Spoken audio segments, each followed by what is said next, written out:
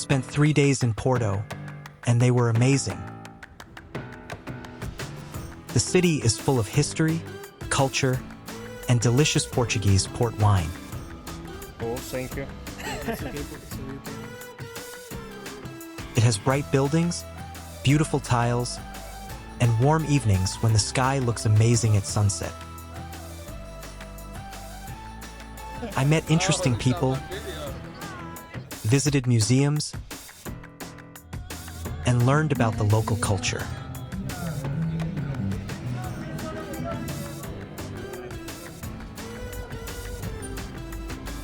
I wanted to stay longer, but I had to continue my journey on the Camino.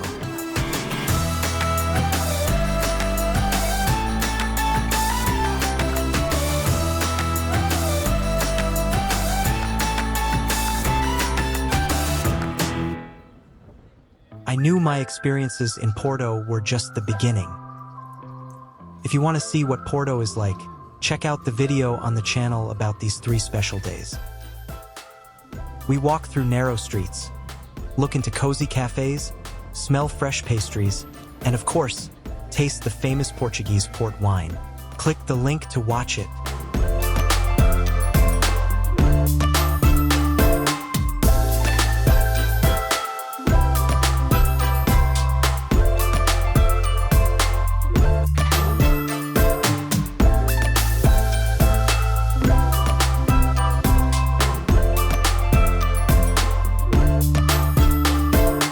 In Porto, I found more than just a beautiful city.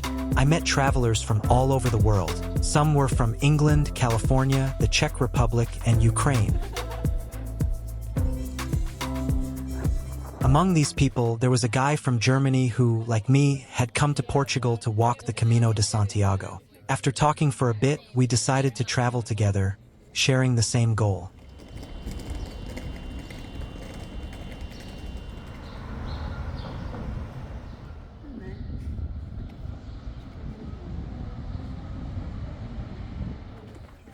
Yeah, I was traveling around Spain and Portugal by train, and I had many friends did the Camino of Portugal, and they told me I had to do it. And I was like, yeah, why not? I had some time left. Okay. My sister did the Camino, and the main one in north of Spain 2 years ago. Yeah, and they all recommended me to do it. Yeah, she loved it. She met a lot of nice people. She did it on her own as well and met a lot of nice people on the way.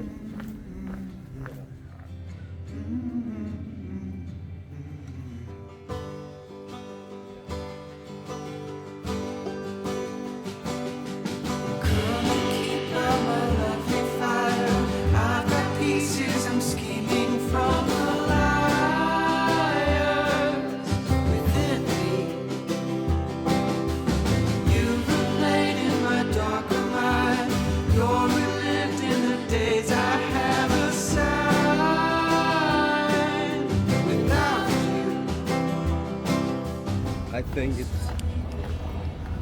like 15 kilometers.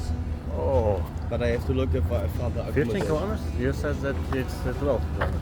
12, oh yeah, but maybe I have to walk a little bit more.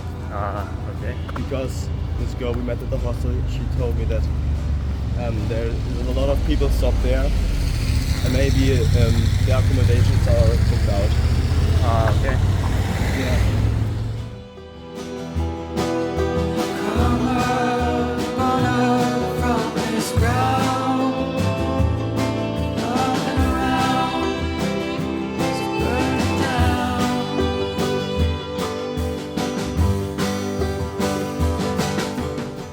And there I was, standing in front of the ocean. Seeing it for the first time and feeling its power was incredible.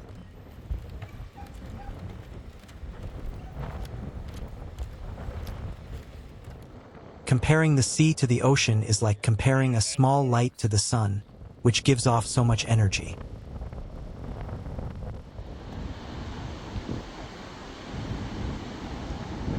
Sometimes, especially when the ocean was wild, we hardly saw anyone on the beaches.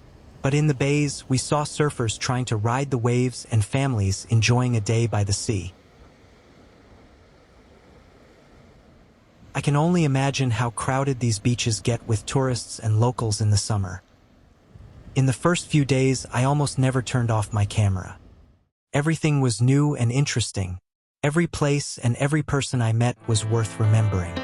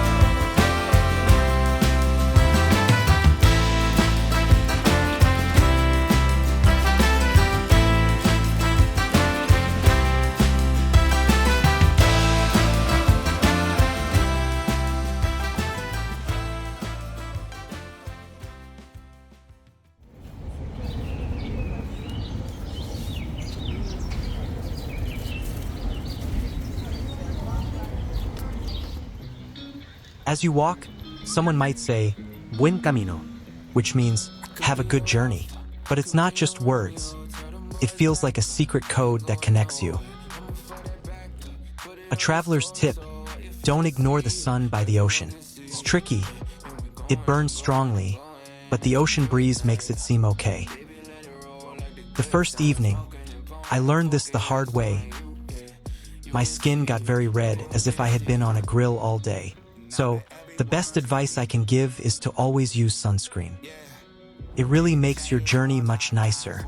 From the next day, I always remembered to use it. And we got the same thing, probably like the same things. Didn't speak a word, but you know what's up.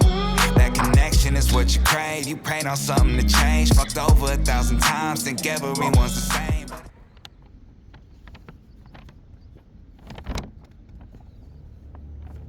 Walking the pilgrim's path that goes through many kilometers and connects cities is very nice. It's a different experience from just walking around.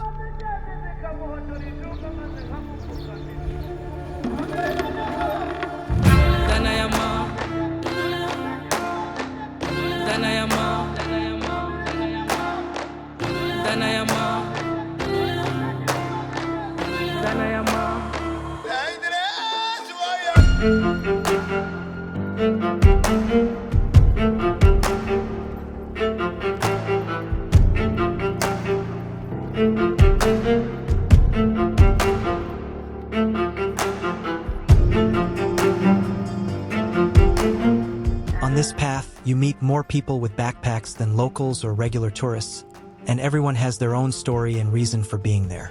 Some just started their journey, while others have been walking for almost 2 weeks from Lisbon. Starting in Porto is a great option for beginners who want to do the Camino, which can take up to 2 weeks.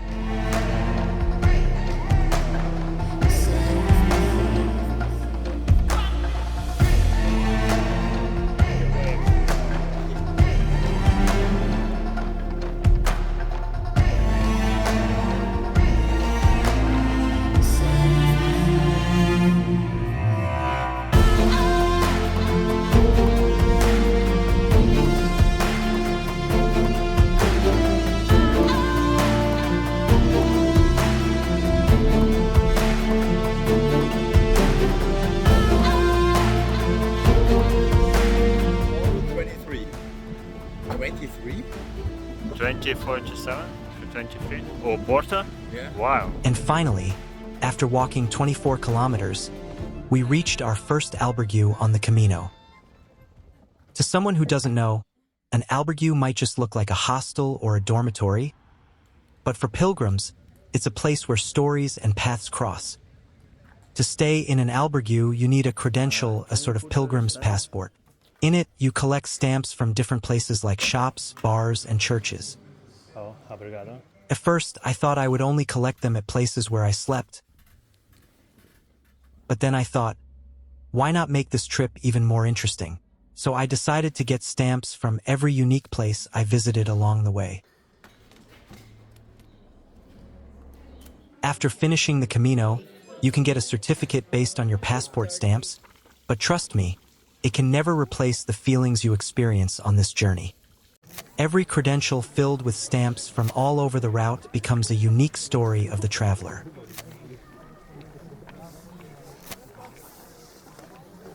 On the Camino, there are two types of albergues.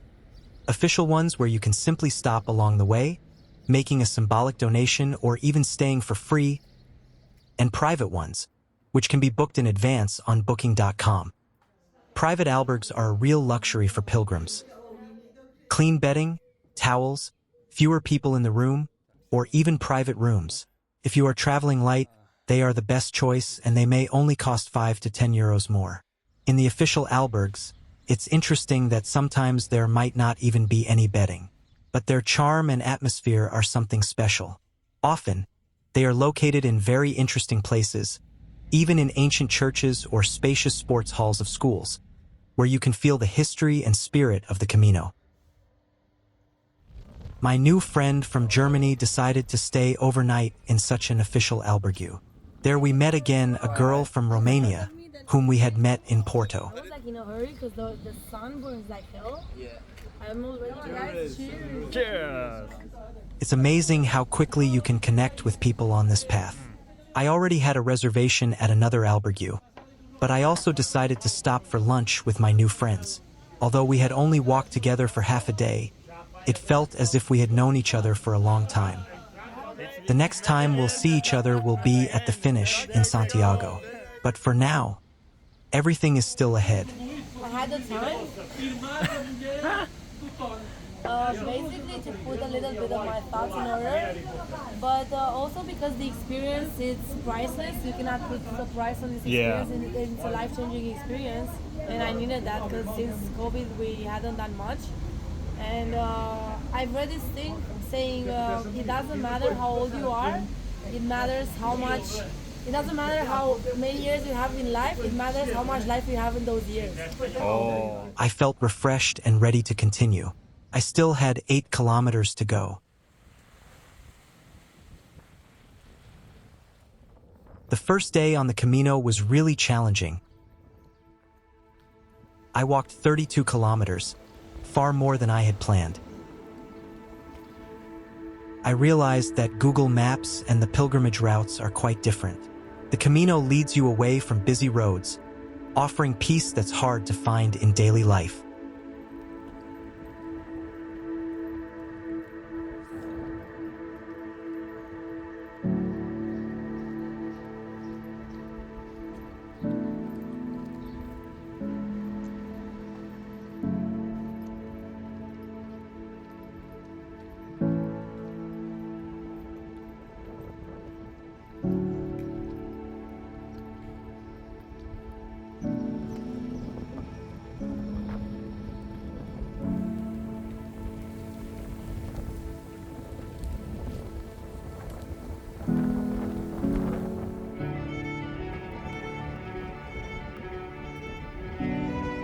After lunch, the wind started blowing strongly. As I kept walking, I swore so much, but the wind was so strong it took my words away as a hat from my head. 5 kilometers, and I should go 8 kilometers more. The quote of this day is "Don't thinking, just going." You know.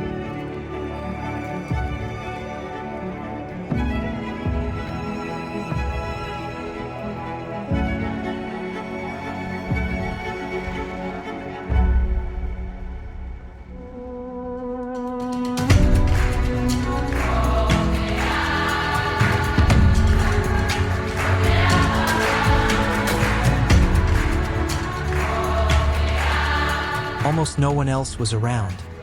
They were all resting at the albergue. And there I was, walking on like the last hero in a story.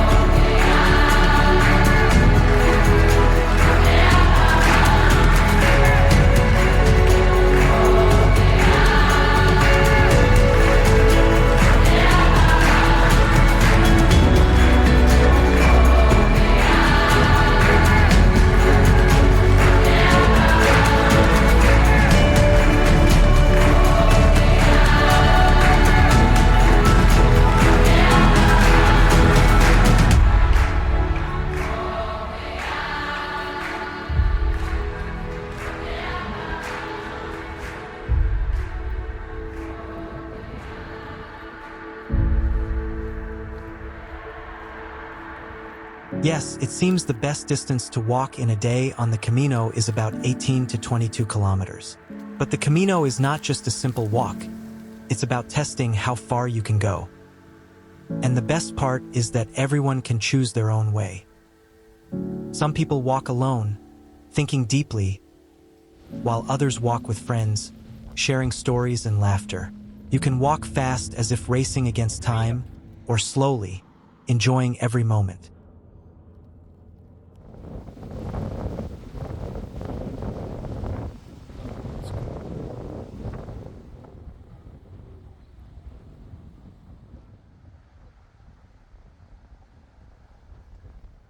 On the Camino, you can stop whenever you want, wherever you want, and for as long as you want.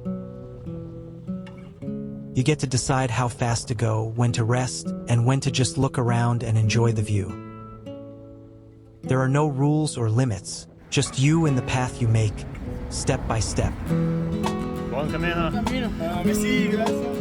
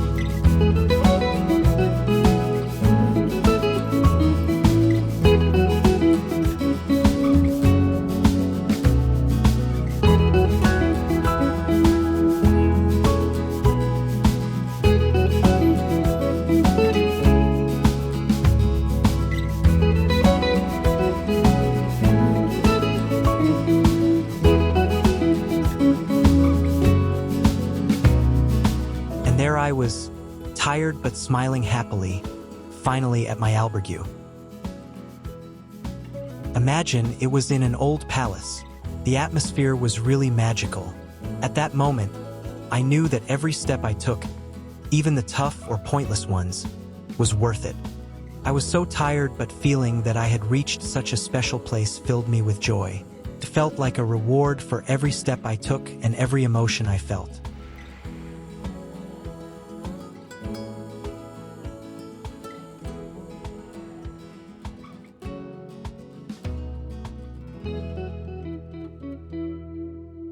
Two reasons. One, we just love to hike. If you saw our backpacks, they're covered in badges from hikes all over the world. And this is one of the most famous hikes in history. Yeah. So we want to be part of the Camino. Okay, will you come back and go another Yes, we'll trip? do more. Yeah, someday we'll try and get all the way to Santiago. There I met a 73-year-old man. Imagine, he had been walking from Lisbon for 3 weeks and planned to walk for 3 more weeks. This made me think, if he can do it, I can do it too.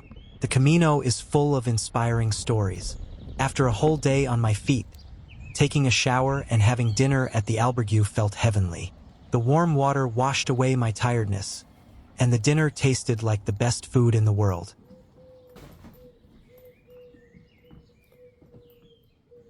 And there I was, lying in my bed in the albergue, falling asleep faster than I can think about the next day. What will happen tomorrow? I don't know. But that's what makes the Camino so exciting.